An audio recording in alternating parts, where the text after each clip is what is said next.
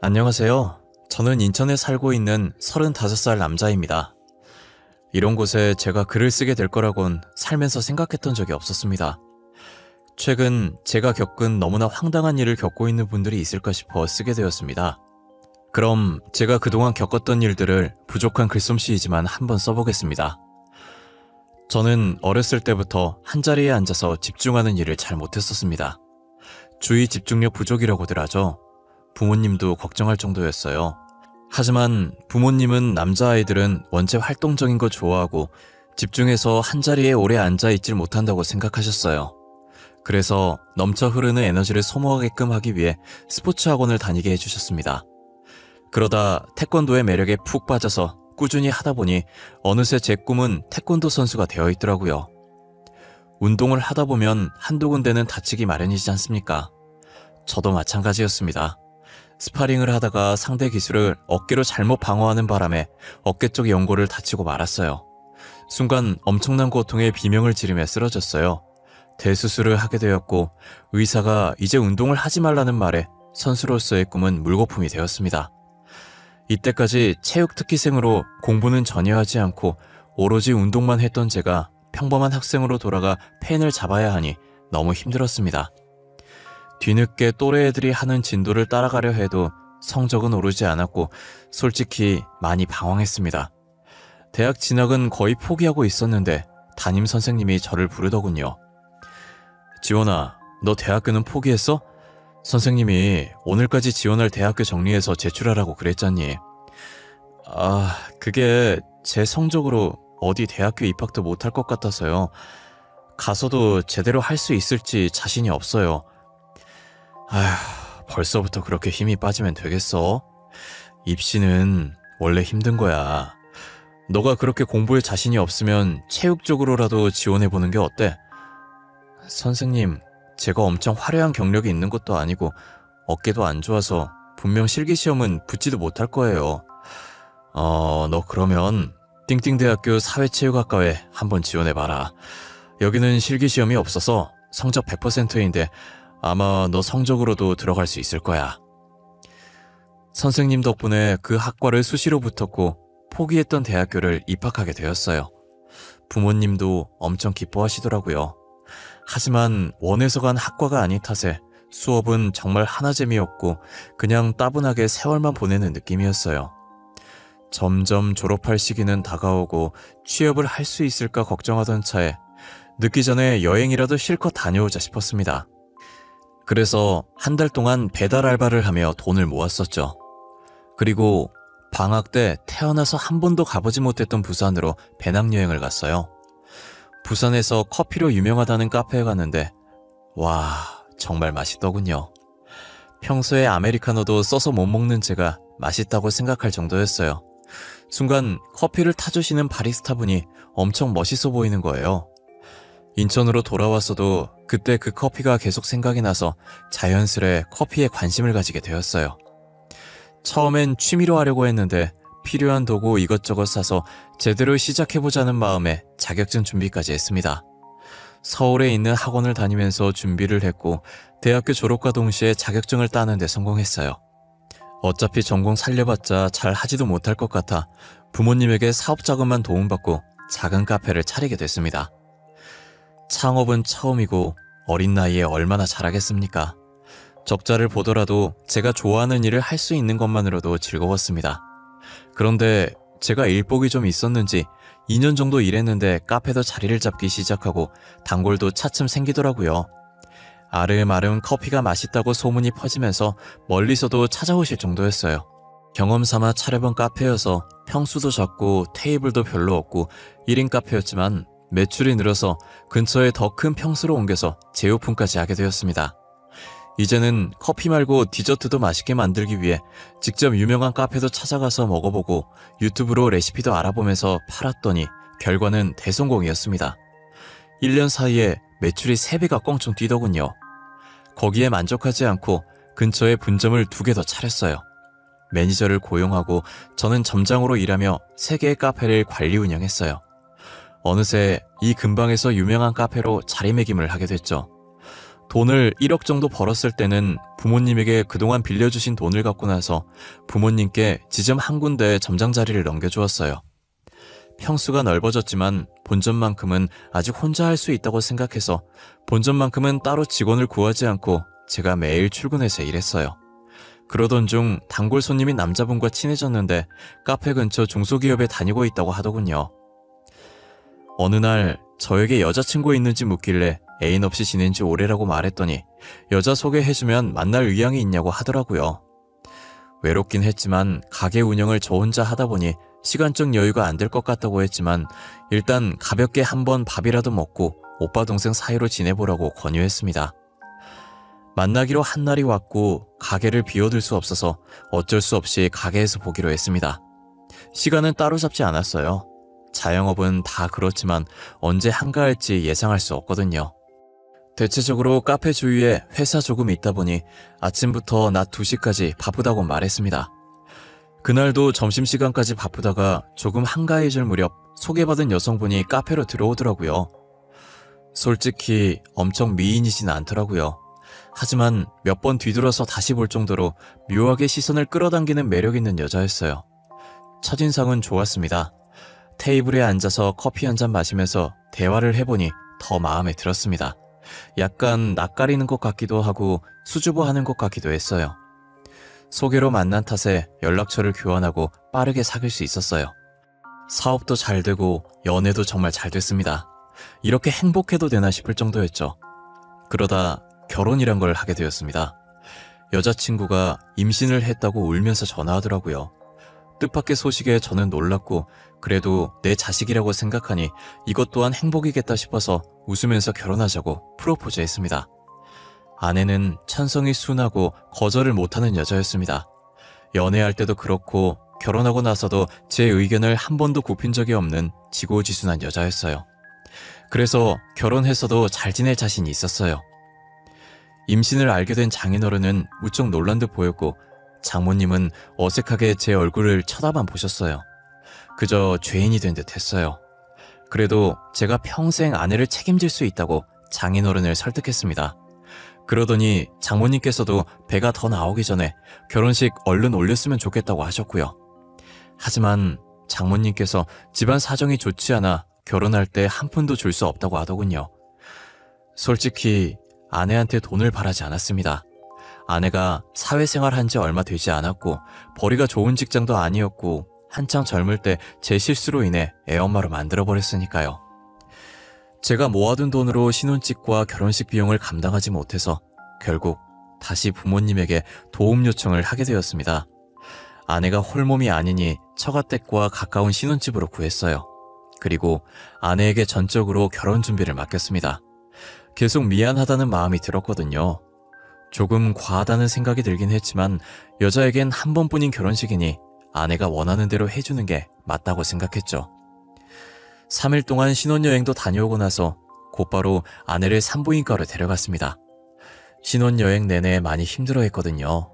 사실 신혼여행도 가지 말자고 했는데 아내가 가고 싶다고 떼를 쓰는 바람에 국내에서만 다녀왔는데 매일 밤 속이 안 좋아서 구토를 했었어요. 그리고 머리카락도 한 움큼씩 빠지더라고요.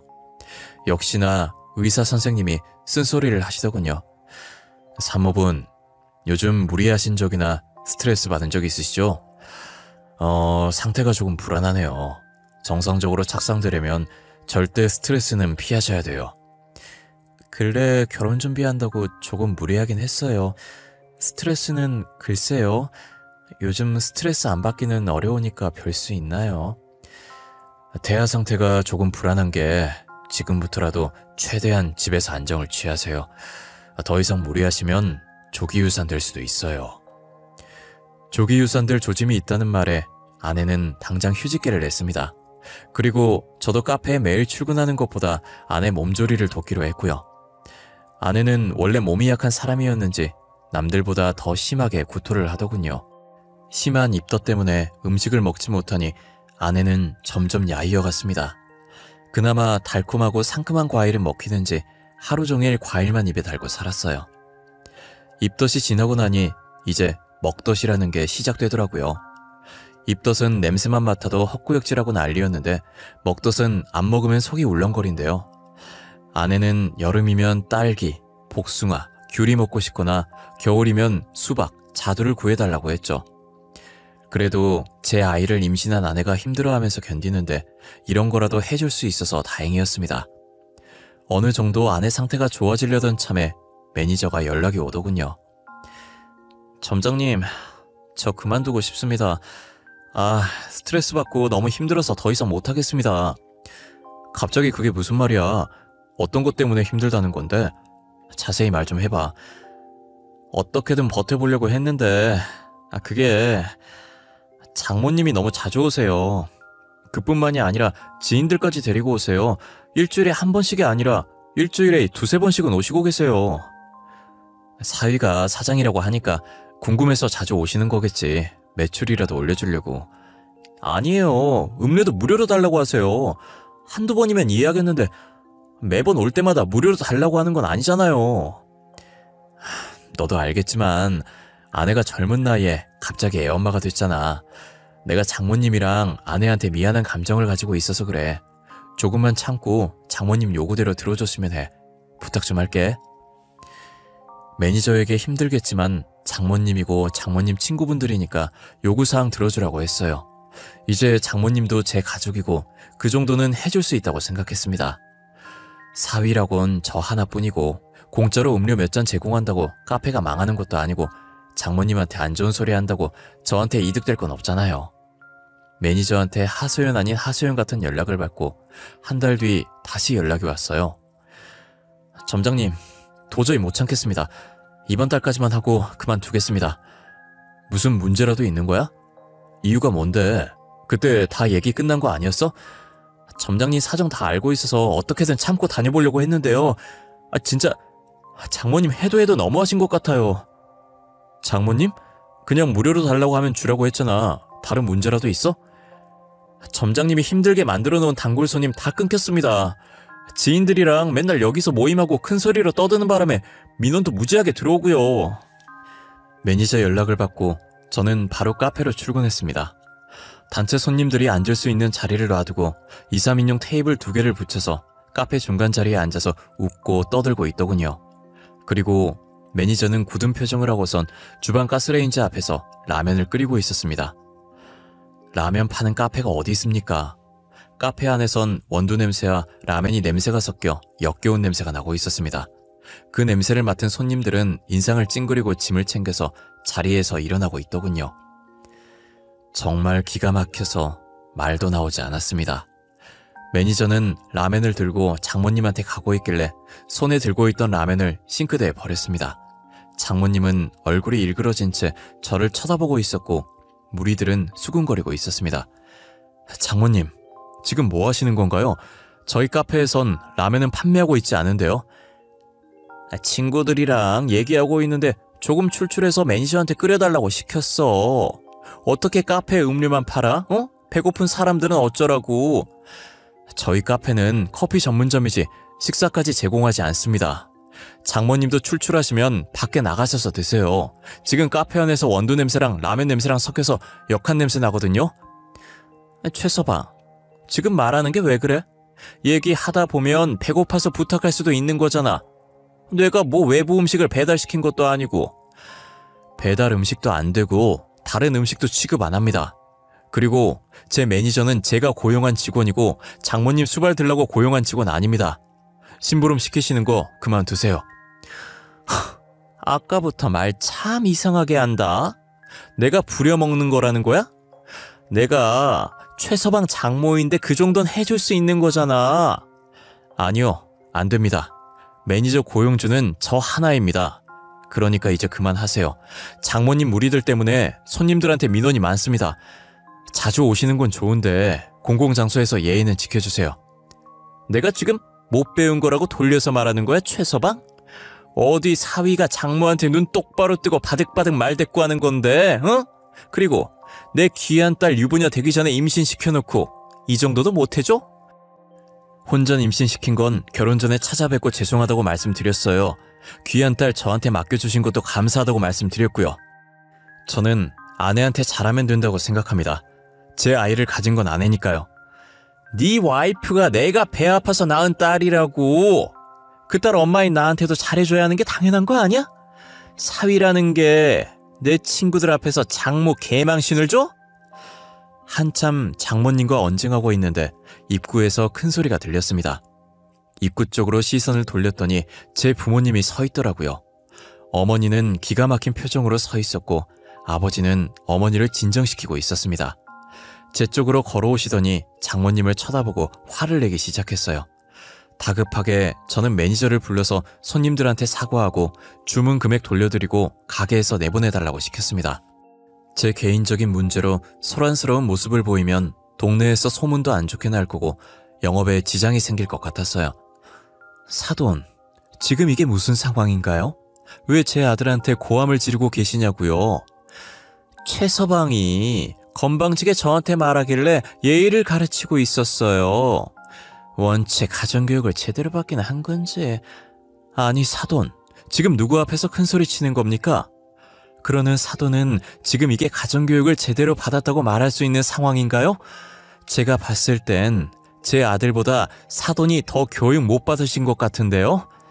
최서방이 말 듣고 하는 걸 어디서 배웠는지 했는데 사돈한테 배웠나 봅니다. 하여간 그 어미의 그 자식이라고 하더니. 솔직히 말해서 제 아들이 부주의해서 임신한 건 맞지만 남자 혼자서 임신이 되는 건 아니지 않습니까? 막말로 그쪽 딸은 잘한 짓입니까? 어머니 이제 그만하세요. 장모님 오늘은 이만 돌아가 주세요. 더 이상 대화하면 싸움밖에 되지 않을 것 같습니다. 아니 나 지금 너무 불쾌해서 이대로는 못 가.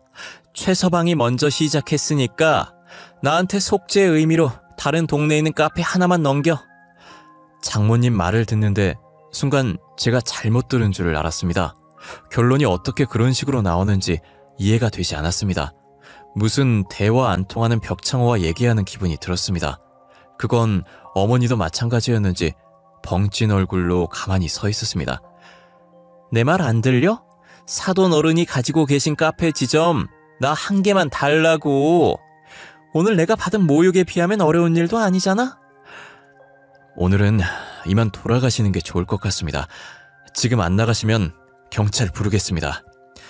사돈, 사업이 애들 장난감도 아니고 다 큰 어른이 때를 써서 되겠습니까? 지금은 보는 눈도 많으니 일단 돌아가세요. 아들이랑 상의 좀 해보겠습니다. 어찌나 고집불통이신지 생각할 필요도 없이 거절하려고 했는데 어머니는 일단 가게에서 나가게 하는 게 우선이라 생각하셨는지 장모님을 어르고 달래더군요. 그리고 제가 아무 말 없이 고개를 끄덕였더니 그제서야 만족하신 장모님이 친구들을 데리고 가게를 빠져나갔습니다. 정말 진이 다 빠지더군요. 얼른 매니저한테 진심을 다해 사과했습니다. 이렇게 심각할 줄은 몰랐다고 말이죠. 그리고 장모님은 이제 내가 알아서 해결할 테니 제발 가게를 위해서 조금만 더 일해달라고 부탁했습니다. 안 그래도 단골 손님까지 끊겼는데 능력 있는 직원까지 이룰 수는 없었어요. 매니저를 퇴근시키고 카페 문을 일찍 닫고서 어머니를 앉혀서 앞으로 장모님에게 어떻게 해야 될지 상의했습니다. 사돈, 아까 안 보냈으면 대답 들을 때까지 안 갈 것 같아서 돌려보냈어. 오늘은 이렇게 수습해서 보냈지만 다음에는 확답 들을 때까지 포기 안 할 거야. 그냥 엄마가 돈 보태줄게. 사돈 말대로 가게 하나만 내줘. 엄마, 진심이세요? 싫어요. 여기 와서도 진상처럼 하는데 가게 내주면 얼마나 더 마음대로 하겠어요. 그리고 제가 이 동네에서 자리 잡으려고 얼마나 노력한지 다 아시잖아요. 그럼 어쩌려고 그래. 사돈 포기할 것 같지도 않은데. 포기 안 해도 어쩔 수 없어요.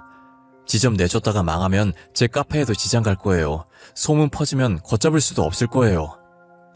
걱정과는 달리 또 찾아올 줄 알았던 장모님은 가게에 오시지 않았어요.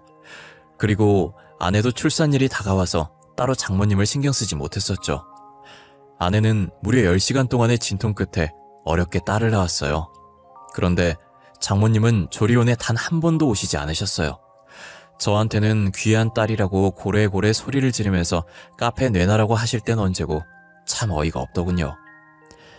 아내는 한 달 정도 제가 예약해둔 최고급 산후조리원에 있다가 집에 돌아왔습니다. 그런데 난데없이 저희 본가로 들어와서 살자고 저를 설득하는 게 아니겠습니까? 아내한테 그 이유를 물어봐도 속 시원하게 말도 해주지 않았습니다. 여보 어머님도 우리 아이 보고 싶을 거고 그래서 그런데 우리 결혼하기 전에 살던 집 팔고 그 돈 엄마 주면 안 될까? 갑자기 그게 무슨 뚱딴지 같은 소리래? 그걸 왜 팔아? 그리고 신혼집을 팔아서 왜 장모님을 줘? 그 집 사준 건 우리 부모님인데. 섭섭하게 왜 그래? 내가 시댁 들어가서 잘할게. 그럼 됐지. 우리 엄마 한 성격 하는 거 알잖아. 나를 봐서라도 그렇게 해주면 안 될까? 너 아이 낳은 지 고작 이틀 됐어. 나한테 이런 말 하는 이유가 뭔데?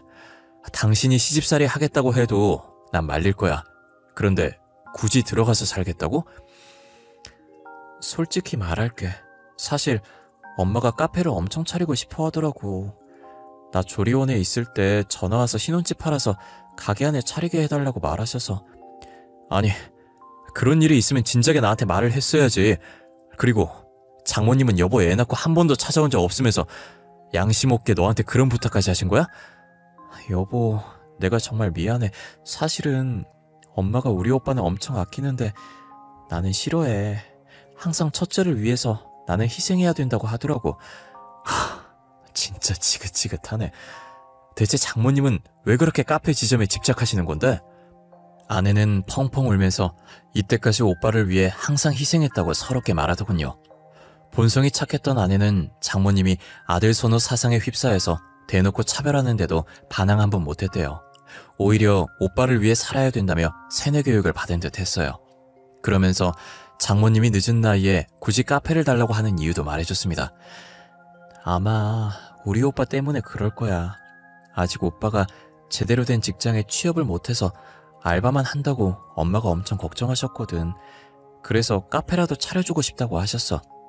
잠깐만, 그럼 설마 결혼 허락해준 게 내가 카페 사장이라서 해주신 거였어? 아마 맞을 거야. 근데 난 진짜 자기가 좋아서 결혼까지 한 거야. 처음에 아기 가졌을 땐 예상치 못해서 울었던 거고. 아니, 그런데 넌 왜 너를 그렇게 못살게 구는 장모님을 도와주려고 하는 거야? 요즘 세상에 장남이고 차녀가 어디 있다고. 넌 서럽지도 않아? 나도 이런 내가 싫어. 그치만 엄마는 오빠가 잘 돼야 나도 잘 된다고 그랬단 말이야. 아무리 어릴 때부터 세뇌 당했다고 이건 아니지. 난 장모님 뜻대로 카페 지점 내줄 생각 전혀 없어. 그렇게 알고 여보가 장모님 설득시켜. 처음엔 그저 작은 의견 충돌이라고 생각했어요. 그런데 이후에도 틈만 나면 아내는 저한테 오빠가 잘 돼야 된다며 주입시키려 하더군요. 그때마다 저는 칼같이 아내의 의견을 거절했고 결국 심해져서 각방까지 쓰게 되더라고요. 이런 일이 한두 번이어야 하는데 일주일에 2번 이상은 이 문제로 싸우기 시작했습니다. 저와의 애정이 식은 건지 아내는 이제 자기가 출산한 딸도 나 몰라라 하더군요. 모성애는 금방 생기는 게 아니라고 하잖아요. 아내도 마찬가지인 줄 알았습니다. 저와의 관계가 나빠지니 자연스레 아기도 싫어하는 줄 알았죠. 하지만 제가 없을 때 갓난아이 분유 타는 것도 귀찮아했습니다. 심해도 너무 심했어요. 그때부터 육아는 온전히 제 일이 되었고 카페 출근하는 것도 포기했습니다. 속으로 아들인 줄 알았는데 딸이라서 실망하는 건가 싶기도 했어요. 사실 산부인과에서 초음파를 보고 분명 아들 같다고 했었거든요. 그런데 손가락을 잘못 봤다면서 딸이라고 말하는 의사 말에 아내가 실망하는 표정이 보였습니다. 하지만 저희 부모님은 아들, 딸 차별하지 않고 딸은 딸대로 더 좋다고 하시는 분들이에요. 1년에 가까운 시간 동안 장모님의 카페 투쟁을 시작으로 육아 문제로 번지더니 이제는 서로 얼굴 보기도 두려워하는 사이가 되어버렸습니다. 얼른 아내가 정신 차리고 모성애를 느꼈으면 하는 생각으로 버텼어요. 분명 자기 자식인데도 심하다 할 정도로 무신경하게 대하는 모습을 보고 아내에 대해서도 실망하게 되고 지칠 대로 지쳐버렸었죠. 차라리 가정의 평화를 위해 장모님한테 카페를 차려줄까 생각도 했었습니다. 그런데 며칠 뒤에 모르는 번호로 제게 전화가 왔어요. 아무리 물어도 자기 신원을 밝히지도 않고 아내에 대해 말할 게 있으니 약속된 장소로 나오라고 하고 끊더군요. 처음엔 이상한 사람인 줄 알고 안 나가려고 했거든요. 그런데 아내가 자기 자식 버려두는 것도 수상하고 저희 아내 이름을 아는 걸 보니 신뢰가 가기도 해서 약속된 시간에 맞춰 나갔습니다. 한 남자가 제 얼굴까지 알고 있는지 저보고 여기 오라며 손짓하더군요. 그러면서 한 장의 사진을 보여주는데 충격적이게도 아내의 웨딩 사진이었습니다. 옆에는 제가 아니라 앞에 있는 남자와 찍은 사진이었죠. 많이 놀라셨죠? 당연히 놀랄 수밖에 없을 거예요. 은정이한테 못 들었을 테니까요. 두 분 결혼하기 전까지 저희 2년 동안 연애했었어요. 당연히 서로 결혼까지 약속한 사이였고요. 서로 결혼까지 얘기했다면서 왜 헤어지셨나요? 저한테 이런 얘기를 꺼내시는 이유가 뭐예요?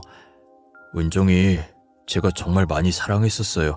그래서 결혼까지 하려고 은정이 부모님한테 결혼 허락 받으러 갔는데 죽어도 안 된다고 하시는 바람에 못했어요. 초면에 이런 말 하긴 그렇지만 돈이 없다는 이유로 허락을 못 받았어요. 그러면 결국 은정이랑 헤어진 거 아닌가요? 은정이 저랑 결혼해서 잘 살고 있는데 굳이 이런 얘기를 제가 들어야 하나요? 은정이가 낳은 얘기는 잘 크고 있나요? 은정이 닮았으면 이쁠 것 같은데. 이상한 말 하지 마시고 여기 나오게 한 이유가 뭐냐고요. 설마 다시 은정이랑 사귀고 싶어서 온 건 아니겠죠? 눈치가 너무 없으시네. 은정이 임신한 걸 제가 어떻게 알았을까요? 혹시 아이가 크면서 아빠를 닮아가던가요? 아마 아닐 텐데. 순간 누군가 제 뒤통수를 망치로 때리는 기분이었습니다. 저 남자가 은정이가 출산한 걸 어떻게 알았을까요? 아직 아내와 연락하고 있었던 걸까요? 남자의 말에 손이 덜덜 떨리더군요. 아마 제약일 겁니다. 은정이가 저한테 얘기하진 않았지만 헤어질 때 은정이가 임신한 사실을 알고 있었거든요. 그래서 다시 잡으려고 했는데 곧바로 다른 사람 만나서 결혼까지 하더군요. 아내가 낳은 딸이 제 아기가 아니라뇨. 믿을 수 없었고 믿고 싶지 않았습니다. 하지만 흔쾌히 결혼을 허락해준 장모님과 자기 배 아파 낳은 딸을 모른 척하는 아내. 둘의 모습이 머릿속을 스쳐 지나가더군요. 혼전 임신해서 급하게 결혼식을 올려야겠다던 장모님의 말이 떠올랐습니다. 애초에 제 핏줄이 아닌 걸 알면서도 아내를 돈 많은 남자와 결혼시키려는 장모님의 욕심이 치가 떨렸습니다. 집으로 돌아오자마자 어머니에게 맡겨둔 딸아이의 머리카락을 떨리는 손으로 비닐에 담아놓았습니다. 그리고 제 머리카락과 함께 유전자 검사센터에 돈 주고 의뢰를 했어요. 최대한 빨리 해달라고 하니 하루 만에 휴대폰으로 결과를 보내준다고 하더라고요. 최서방이 어쩐 일로 온 거야? 혹시 사업 얘기 때문에 온 거야? 아유, 잘 왔어. 그러게 빨리 주면 좋았을걸. 고집은. 아니요, 그 얘기 아닙니다.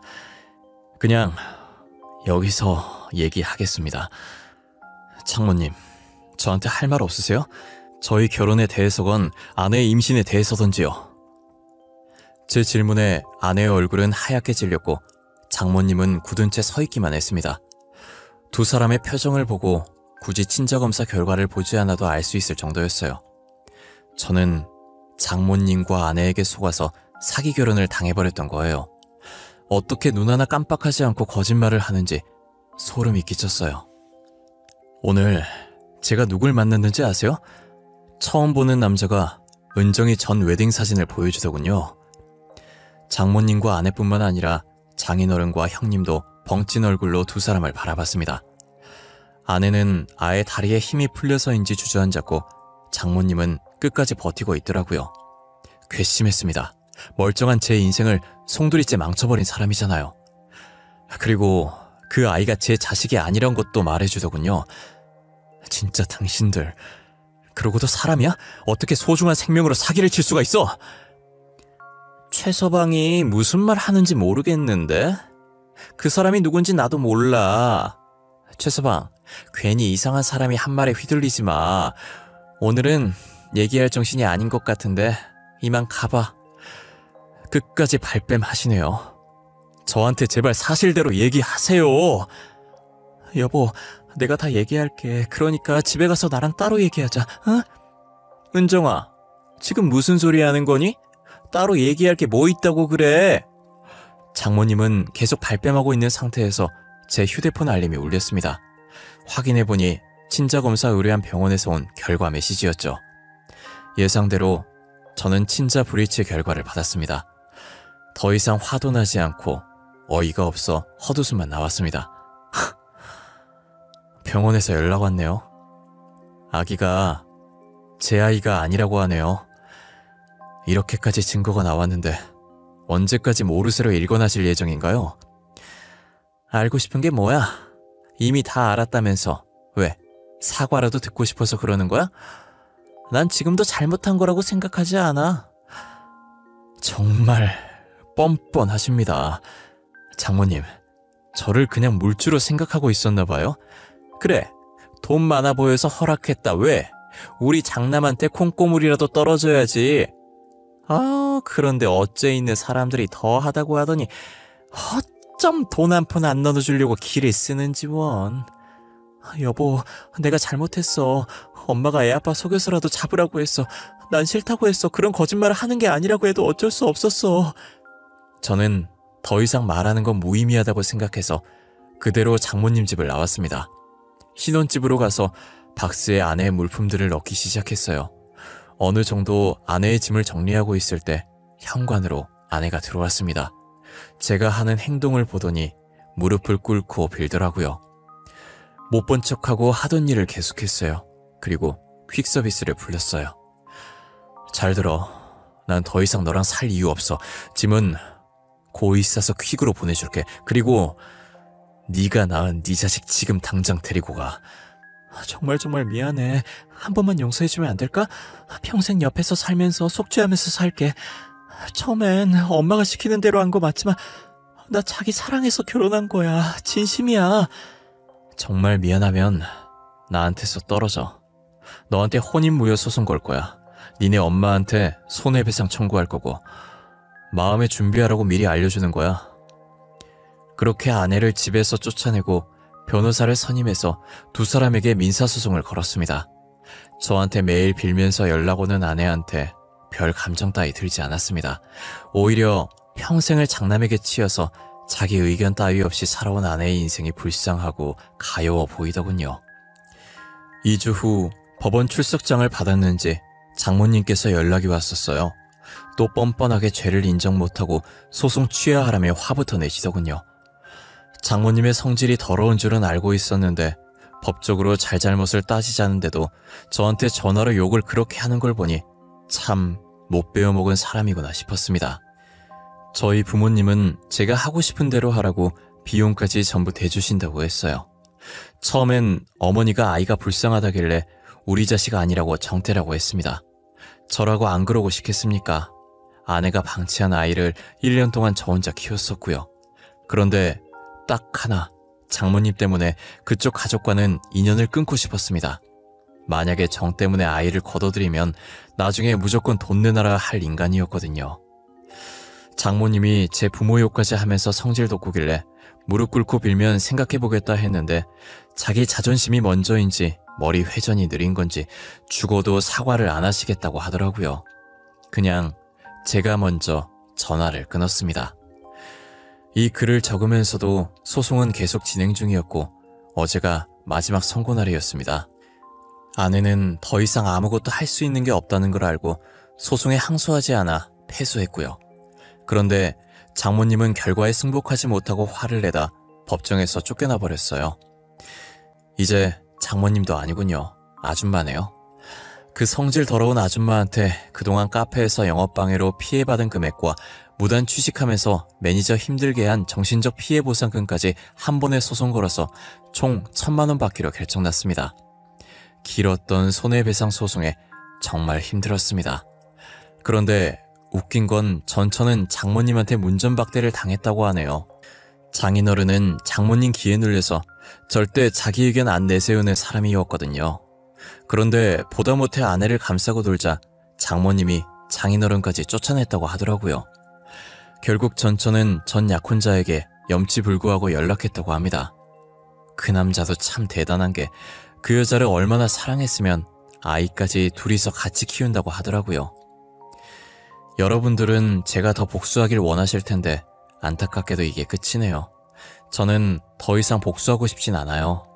전처가 이때까지 어떤 대우를 받고 살았는지 안 들어도 뻔하니까요. 죽어도 장난만 생각하고 전처를 이용해 먹으려는 게 아무리 생각해도 참 여러모로 대단한 아줌마네요. 다행인 건 장모님께 카페를 내주지 않아서 제 사업은 문제가 없이 다시 일어섰어요. 물론 재판 중에도 카페에 나가서 평소보다 2배는 더 열심히 일했습니다. 과거는 잊고 돈이나 벌려고요. 제가 원하는 대로 해결됐으니까 털어버리고 제 인생 살려고 합니다. 제 긴 이야기 들어주셔서 감사합니다. 환절기인데 다들 감기 조심하시고 건강 챙기면서 살아가셨으면 합니다.